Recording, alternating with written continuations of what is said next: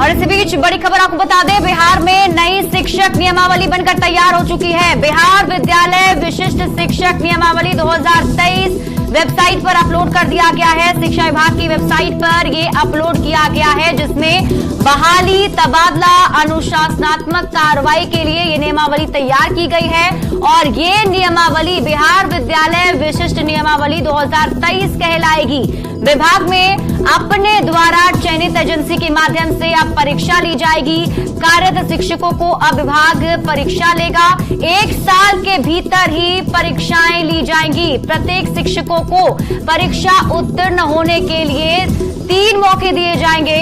अब नियोजित शिक्षक भी कहलाएंगे विशिष्ट शिक्षक। इसके साथ ही नियोजित शिक्षकों के लिए राज्यकर्मी का रास्ता साफ हो गया है।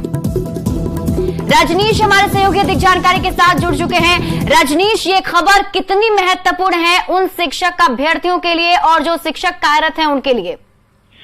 बिल्कुल शिप्रा, बिहार के लिए सबसे बड़ी खबर है, क्योंकि लगातार जो राज्य के नियोजित शिक्षक हैं वो इंतजार में थे कि उन्हें राज्यकर्मी का दर्जा कब मिलेगा। लेकिन इस बीच अंदर खाने से लगातार जो खबरें आ रही थी, न्यूज 18 जानकारी दे रहा था।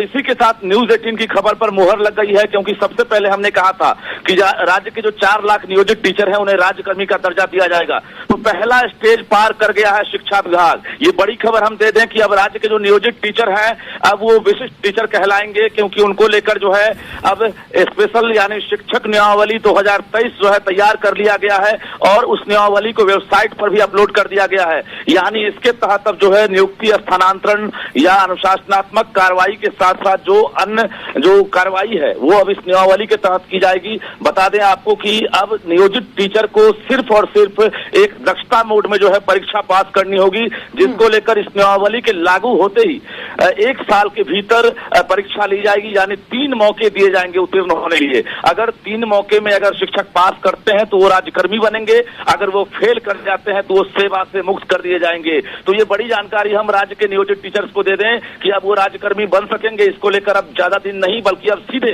इस नियमावली के ड्राफ्ट के आधार पर अब कैबिनेट में मुहर लगने की बारी है। यानी हमने कहा था कि दुर्गा पूजा से पहले राज्य सरकार बड़ा फैसला लेगी और दुर्गा पूजा से पहले अब पूरी संभावना बन गई है कि कैबिनेट में मुहर लगेगी।